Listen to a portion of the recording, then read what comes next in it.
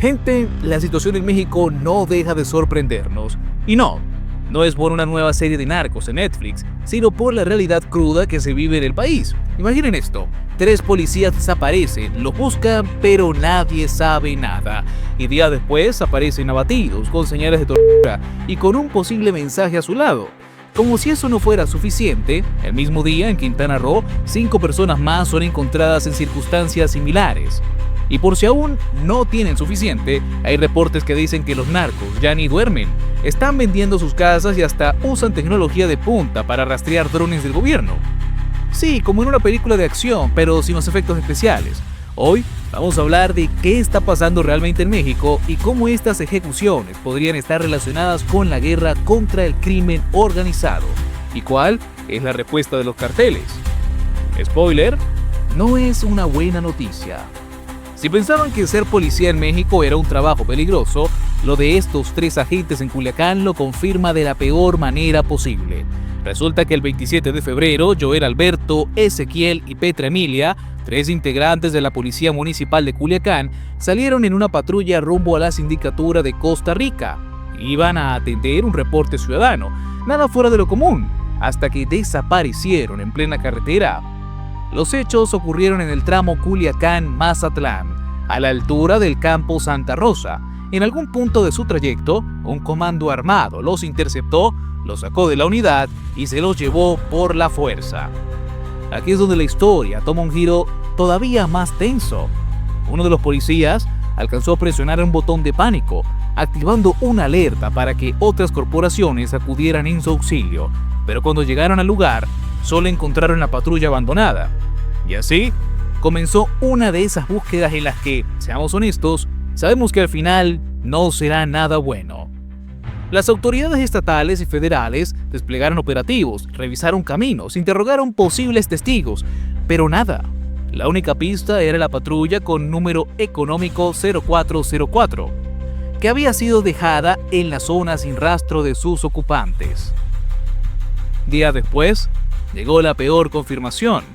La mañana del 2 de marzo a las 9:30 de la mañana, una llamada al 911 alertó sobre la presencia de 3 cuerpos abandonados en la carretera estatal La 12. Los reportes iniciales indicaban que las víctimas vestían uniformes azules, lo que hizo que de inmediato las autoridades enviaran varias unidades al lugar. Cuando llegaron, se toparon con la peor escena posible. Los 3 policías habían sido abatidos con múltiples impactos de bala y mostraban signos de tortura. Los dejaron a la vista de todos, como un mensaje. A los pocos minutos, compañeros de la corporación confirmaron sus identidades, y así, la noticia de su ejecución se hizo oficial. Como si todo esto no fuera suficiente, se dice que junto a ellos dejaron un mensaje en un trozo de tela. Hasta el momento, ninguna autoridad ha confirmado su contenido, pero ya sabemos cómo funcionan estas cosas, ¿no? Cuando dejan un recado, es porque quieren que el mensaje llegue alto y claro. Así, terminó la búsqueda, con una respuesta que nadie quería escuchar. Si pensaban que lo de Culiacán era un caso aislado, agárrense porque en Quintana Roo las cosas no están mucho mejor. Resulta que la madrugada del 1 de marzo, la localidad de Zacam, perdón si lo pronuncio mal, en el municipio Otompe Blanco, se convirtió en el escenario de otro macabro hallazgo. 5 cuerpos fueron encontrados tirados al borde de la carretera, con signos de violencia extrema. ¿Detalles? Bueno, ojos vendados, manos y pies atados y disparos en la cabeza. Una ejecución en toda regla. Y como si no fuera suficiente, junto a los cuerpos había una cartulina con un mensaje de advertencia, entre comillas. Este mensaje, firmado por ya saben quién, decía algo así como: esto le va a pasar a todos los que anden cobrando piso y robando.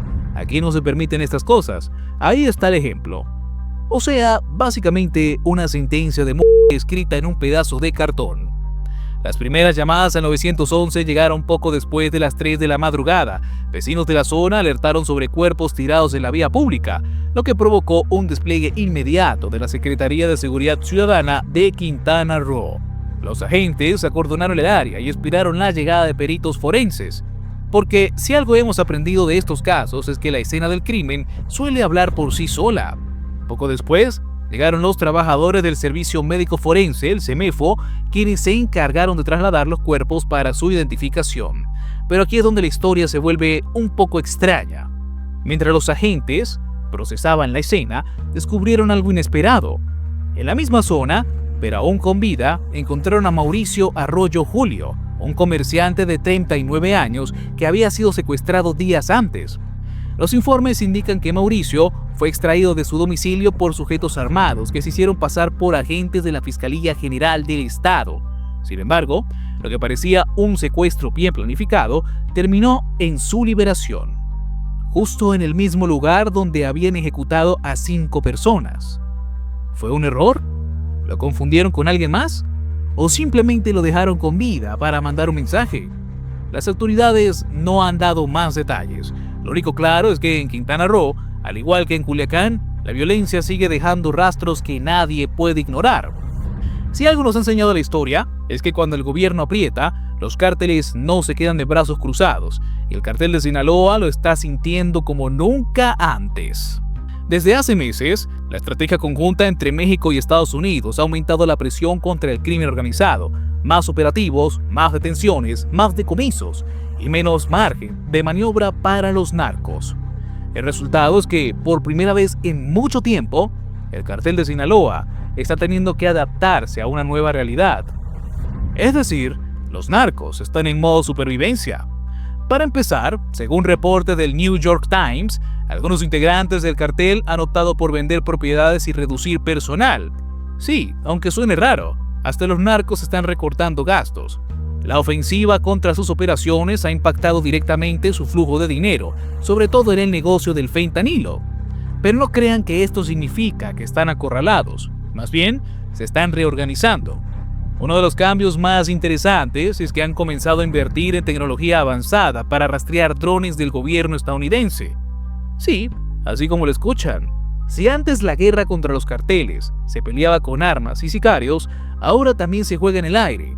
Los operadores del cartel han reclutado expertos en detección y monitoreo de drones, porque saben que el enemigo los está vigilando desde el cielo.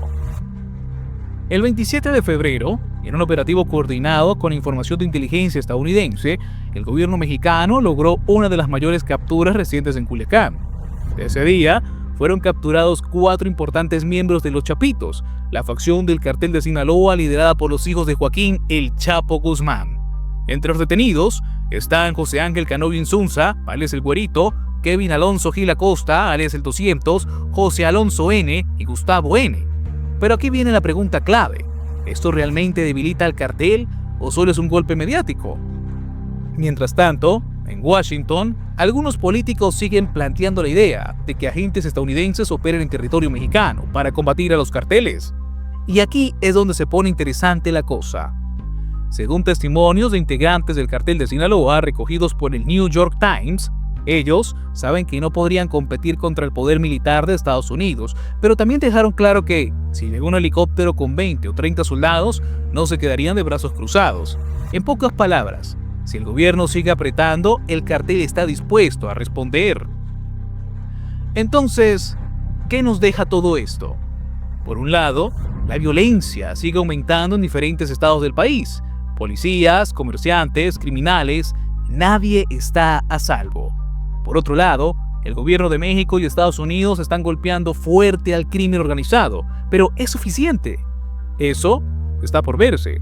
Lo que es un hecho es que los cárteles no están dispuestos a perder su territorio tan fácilmente. Y mientras tanto, nosotros seguimos siendo testigos de una guerra silenciosa, donde los que pagan las consecuencias suelen ser los que menos culpa tienen. Déjanos tu opinión en los comentarios. ¿Crees que esta guerra se pueda ganar o estamos atrapados en un ciclo que solo se repite? Suscríbete, dale like y nos vemos en el próximo video. Recuerda, somos Nación y Frontera y estamos aquí para traerte la verdad.